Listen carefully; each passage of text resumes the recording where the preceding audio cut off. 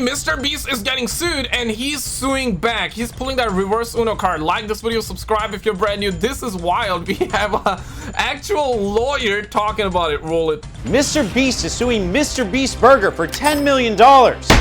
Who's really to blame for these disgusting MrBeast burgers? Like this. Ow, son. Ugh, gross. Did Jimmy's viral tweets about Beast Burger cause his plans to explode? Because now Beast Burger is countersuing MrBeast for $100 million. He pulled that Uno reversal card. All I gotta say is that this lawsuit should be streamed so we can stream right here as well. Bruh. Answers to all this and more, but first, let's do a little background on the rise and fall of MrBeast Burger. Okay. By taking you all the way back to the distant long ago of 2020. You guys remember 2020. Yeah, I cannot believe it. This is an actual lawyer? I would believe this is a YouTuber. This is not a lawyer, bro. He's making videos like MrBeast lawyer. Hello, is that you? Watching Tiger King while washing your groceries in the sink, all before a night of losing friendships over who was more sus in Among Us. I'm losing my mind! I'm losing my mind! MrBeast Burger launched in 2020 during the beginning of the pandemic by MrBeast. Crazy that it has been this long, boys. One in the comments if you don't even remember where time has went. Like, I don't even remember the Roni situation that I cannot talk about on YouTube. I cannot say the actual name. The pandemic started back in 2020, and this year is more than halfway done. We are about to be in 2024 soon. Oh shit! Maybe you're watching this video in 2025. Maybe. Partner company VDC, or Virtual Dining Concepts. While there was briefly one physical store location, MrBeast Burger primarily operates through ghost kitchens, a business model where already established restaurants prepare the menu items under a different brand name. It also happens to be the title of my new horror comedy pilot about dead chefs. Okay.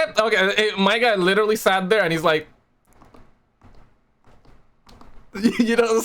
Bruh. Ghost kitchens have exploded in popularity as a type of restaurant with no physical location, but can be seen on food delivery apps such as DoorDash or Uber Eats. They became especially popular during the pandemic when restaurants had to close their dining rooms. Even Chuck E. Cheese got in on it by creating Pasquale's Pizza and Wings, a ghost pizza chain completely created to sell delivery pizza when no one could go to the rat directly. See that? Now I don't have to fish my nephew out of a ball pit to get my Chuck E. Cheese pizza. And it's probably a good idea MrBeast Burger doesn't have a physical location. Just look at the footage from when they did try to open up one. Wow, this is wild! Man, it is crazy. It is crazy to me that a YouTuber can have more influence than all the big Hollywood celebrities, right? It's actually a pretty good thing. It's actually a pretty good thing, but it's also one of those things, right? Like what happened with Kai Cenat, y'all know what happened with Kai Cenat as well. Man could face like real jail time. He could really face some real prison time, and it's one of those things, right? I'm pretty sure MrBeast actually asked the city before doing this, right? Or I don't know. I think he did because there was no controversy, but the fact of the matter here is that we see this many people. That's crazy. So Jimmy starts selling MrBeast burgers out of ghost kitchens and existing restaurants, claiming that this was to help small businesses at a time when restaurants were not doing well financially. So Jimmy teamed up with VDC to let them use his brand name and likeness to sell food. He tried to give them his finger. They took the entire hand. They took the entire hand. Those suckers went so hard. MrBeast was trying to help, but they were like, nah, son, we need your entire real estate, bro. We need your entire real estate. Out of existing restaurants. What an admirable cause. Surely nothing could go wrong, right? Right. Wrong. Right. Over time, people complain that the quality of MrBeast Burger has taken a massive dive. YouTubers like Eddie Burback have gone deep, investigating deceptive marketing practices, ghost kitchens, and 7.1 million views? Oh shit! Oh shit! Oh shit! I mean, every time a YouTuber sees this, every time a YouTuber sees controversy,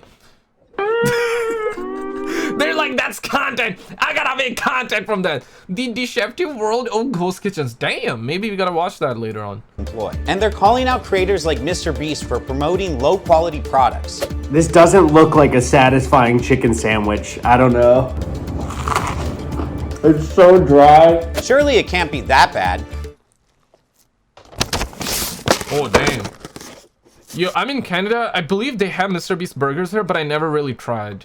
Have you guys tried? Is it good? Is it bad? Ew. Oh. That was nasty. I mean, if the definition of edible is that I ate it, then it's technically edible. So can MrBeast back out of his business agreement because VDC served food that was too low in quality? Well, we got a copy of his complaint right here, so let's find out. Jimmy? Oh, no! Uh-oh. Now, this is... I don't know, man. Like... Yeah, people are gonna blame MrBeast, but it's one of those things, right? Should you blame MrBeast for this or not? Stud muffins! Emergency meeting, quick, okay? Emergency meeting. Should you blame MrBeast over this? 1 if yes, 2 if not.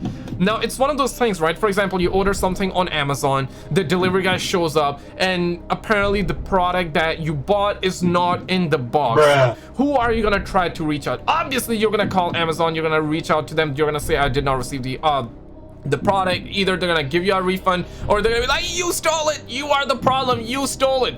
You're right, but you're not gonna be blaming the delivery guy because realistically you do not know whether they stole it or not. You have the assumption, and based on the assumption, you know what I mean, you're not really gonna be able to make a valid argument. You're just gonna straight up call Amazon. So if somebody gets a bad product or bad burger in this case, they're gonna blame MrBeast. Now here's the thing, here's the problem with this one, right?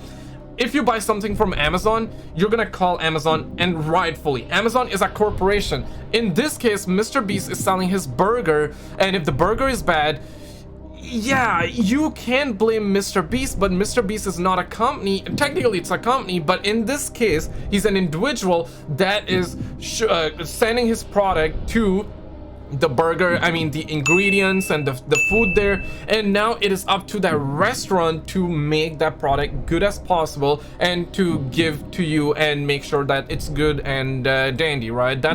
It's the restaurant's fault. But generally speaking, and you cannot blame people for that, people are gonna directly blame MrBeast. It's kind of sad, but I guess it's one of those things, right? Like, I get it that people want to blame MrBeast, but come on, people, like, don't blame MrBeast directly. You gotta hold the restaurant accountable as well. Jimmy claims that this MrBeast burger fiasco has damaged his brand and his reputation. Quote, many customers believe that MrBeast is personally responsible for this mess, as evidenced by statements such as, "How could you do this to me, Jimmy?" It doesn't say where they got that quote, but poor kid. Or 35-year-old Neat, most likely. In response, Jimmy wants to terminate the agreement they had, but in order to do that, he'll need to prove VDC committed a material breach of contract. Damn. Now what? Man, there are so many terms, there are so many loopholes that you can try and escape or actually put a brother down too with.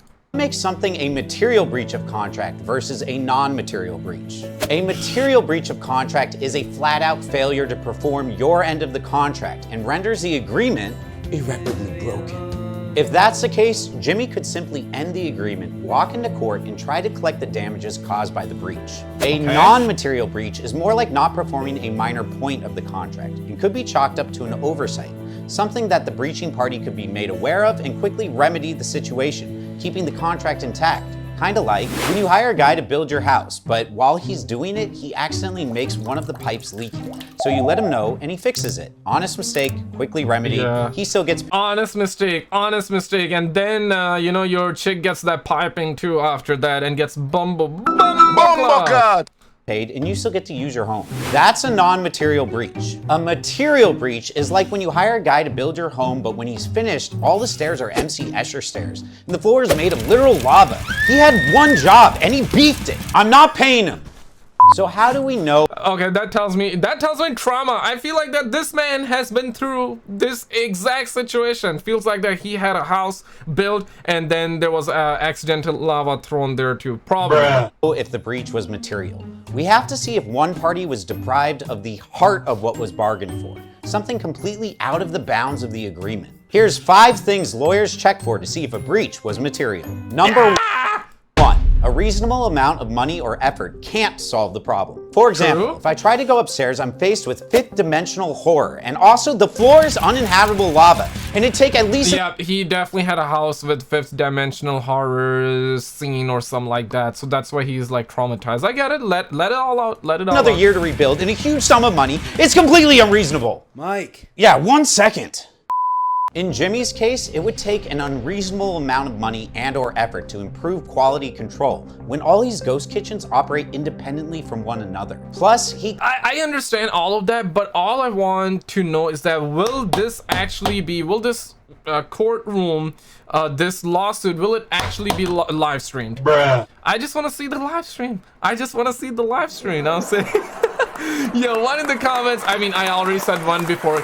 Let me know. Do you want to see the live stream from this courtroom? Yes or no? Yes or no? I want to see the lawsuit be live streamed so we can stream the damage to his reputation can't be solved by money. He claims the only way to remedy the situation is to end MrBeast Burger altogether. Number 2, the breaching party is unlikely to fix the problem. Jimmy claims VDC ignored every call for improvement. Quote, despite numerous objections by MrBeast, whose complaints about quality control fell on deaf ears. And TBH, I just enjoy Feastable 100 times more. Making snacks is awesome and something I'm way more passionate about. Initially said, yeah, the problem with MrBeast Burger is I cannot guarantee the quality of the order. When working with other restaurants, it's impossible to control it, sadly. Yeah, with restaurants, this is how it is, right? Either you're gonna have a good restaurant or you're gonna have a bad restaurant.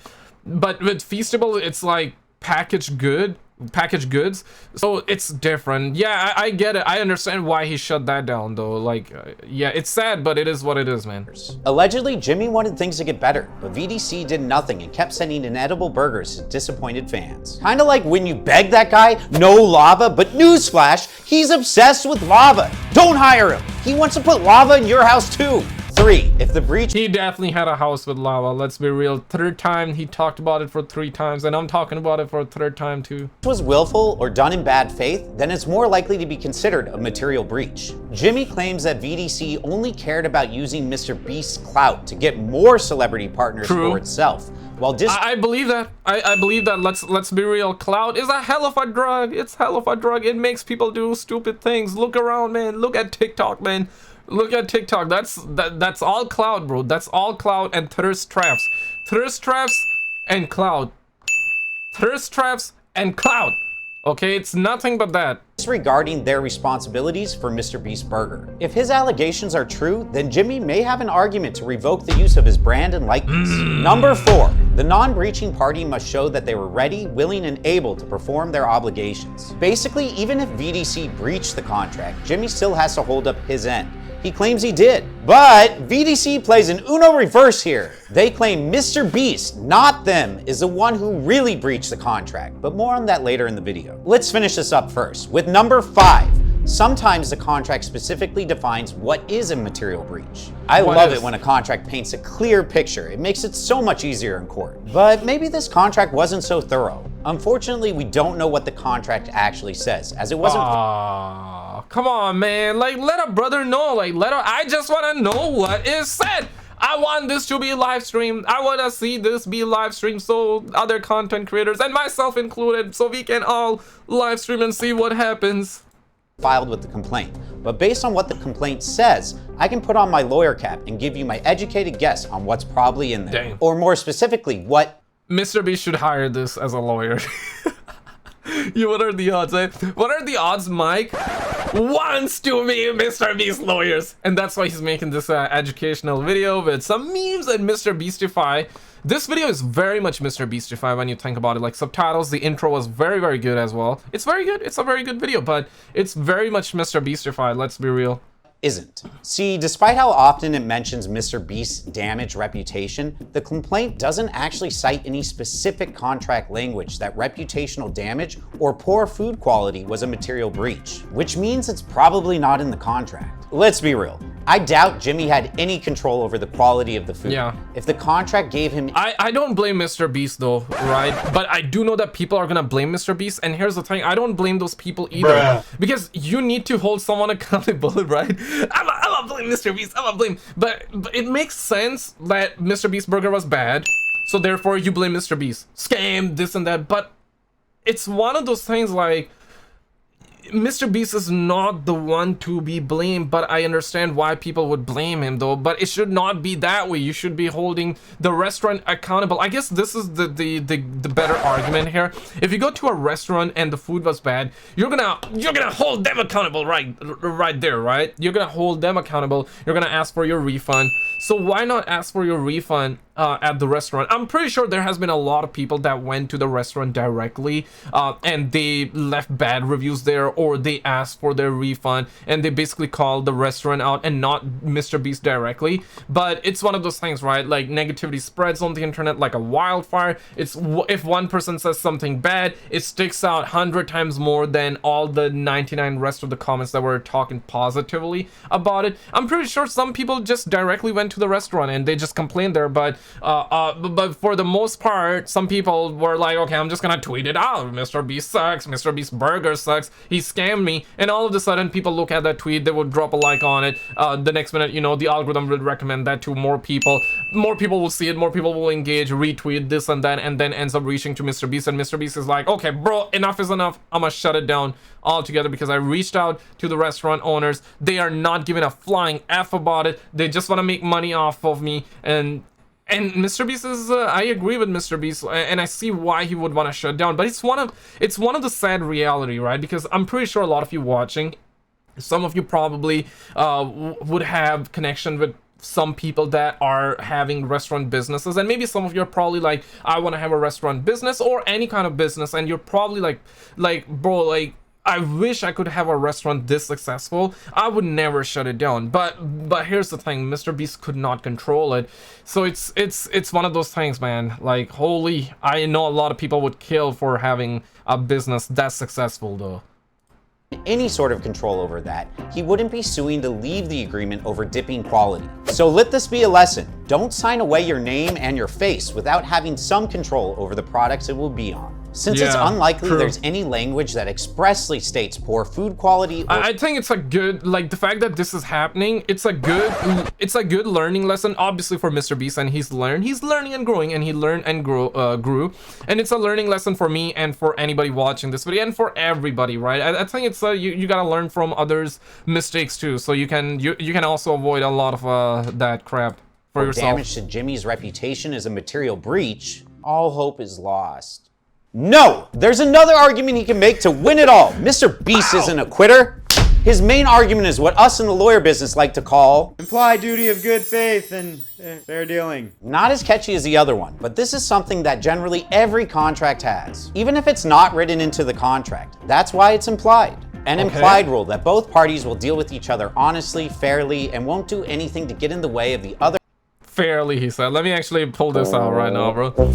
There is no fairly, bro. Those suckers gonna try their absolute goddamn best to win the case, and obviously MrBeast is gonna fire back. He already did a Uno reversal. You're gonna sue me.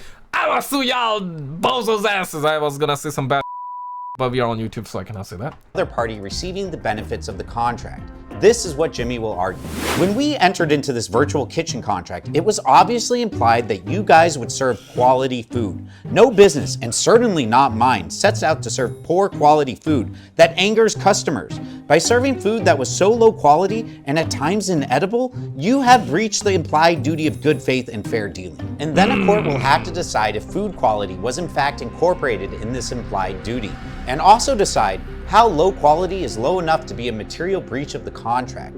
And if the court sees these reviews, VDC might be in trouble. I got food poisoning from MrBeast the one and only time I ordered from there. I don't remember how it was cooked, but I sure as so far this was the worst burger I've ever had. Damn, son. Yeah, everybody's kind of blaming MrBeast right there, so I get it. I understand why he would shut down. Anybody would be, or if this was your only business, then you would try and make it better, or you would try to pursue it in a better way. You would try to open like a real restaurant instead of like this, like what MrBeast did. He just sent the ingredients out and the stuff that they needed, but the product sucks and people call it out, and he's like, I'm just gonna move away. Yeah, it's a sad situation. Yeah, it'll be what it be. In reality, it's just a brand because the product sucks. The barbecue I make in my backyard is better than this burger. The first one to finish his raw burger gets 100K. I don't envy that court. Now, selling inedible food is obviously a breach of their contract, because we can all agree that no one would enter into a contract like this to serve food you cannot eat. But Jimmy only points to one instance of the food being genuinely inedible. So that's not what's being argued here. Instead, it's that the low quality food is a material breach. But Jimmy will also argue, you further violated this implied duty by operating in bad faith. You took my name and used it to expand your own brand with other celebrities and expand your own profits, and did so at the expense of my brand and its food quality. For this, you must pay, and this contract must be terminated. So Jimmy is taking on Big Ghost Kitchen and suing virtual dining concepts for $10 million. But wait, didn't I say earlier? Hey yo! Yo, can a brother get like 2 pennies? That VDC said Jimmy is a real contract breacher here? Yes, I did! They claim MrBeast is being a who is this man? Who is this man? Bully. According to VDC, the negative reviews come from a minority of their customers. Yeah. And Jimmy's See what I was saying? See what I was saying, boys? See what I was saying? It's definitely is the minority, but the minority speaks the loudest. It always is that, chat. It always is that. Pretty sure like there were a lot of good reviews, but you know you don't want to see like people spreading negativity like that, or not necessarily negativity. Some people definitely had like bad experiences, so MrBeast definitely did not want his name to be tarnished, and it's his reputation on the line. He totally cares for it, and it's very apparent that he does care for what he does in terms of YouTube videos, and also the restaurant, the feastables, and everything like that. So he surely does give a damn about it, and he did not want that, so I don't blame him. I respect the fact that he pulled the plug out from that, and he did not want it to have like bad packaged food, or he did not want it to have bad name in the restaurant business, and he also do not want to like deliver like bad burgers. Only doing this because he's salty that a previous contract renegotiation didn't go his way. Allegedly, when he couldn't negotiate a higher ownership percentage in the company, he filed this frivolous lawsuit to undermine the company in the hopes of getting out of his contractual obligations. Wait, are they claiming that Jimmy was acting in bad faith? They claim that some of Jimmy's tweets about MrBeast Burger were disparaging and ruined their company's reputation. Oh God, it's a classic Uno reverse. You're disparaging my reputation. Oh shit! Oh shit! At this point, dog, everybody's gonna have those Uno reversal card. Bro, this should be live stream. I want to see a live stream of this, bro. I want to see a live stream. No, you're disparaging my reputation. Well, I'm gonna sue you. No, I'm gonna sue you. Mike. Oh, sorry. Jimmy posted this tweet about the situation. Something I wouldn't advise if I was his lawyer. Oh, look. Oh, damn. Oh, damn. Don't say it. He deleted. He took it down. Oh shit! Oh shit! Run that back. Okay, everybody, goggles on, goggles on. Okay, starting offense, emergency. I started MrBeast Burger to help restaurants make more dollars during the pandemic, and it worked. But sadly, when working with 2,000 restaurants, I don't own it. It's impossible to guarantee the order quality. I'm moving on from MrBeast Burger so I can focus on feastables and making snacks. So this means during the upcoming days, you will retire MrBeast Burger places via delivery or whatnot. Since I wanted to try MrBeast Burger since it has been in London for a while, I would if I could, but the company I partner with won't let me stop, even though it's terrible for my brand. Young Beast signed a bad deal. Damn. The situation.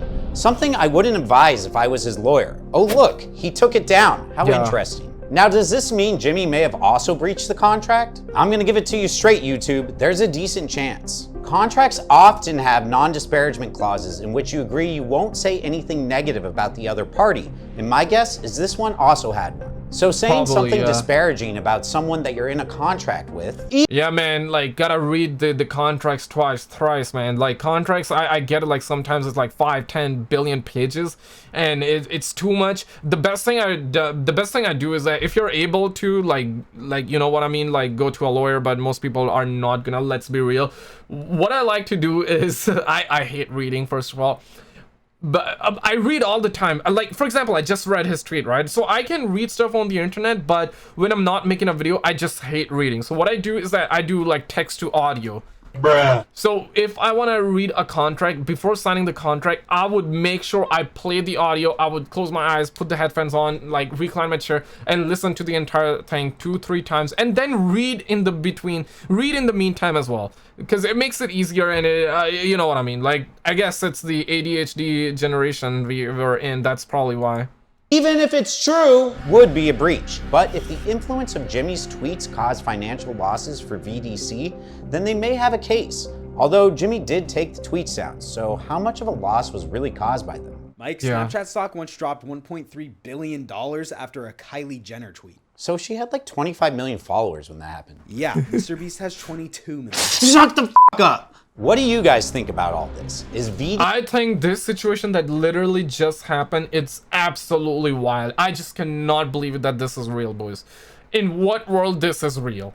Check this video out and I will see you right there. I mean, bruh, tell me how you feel about that video.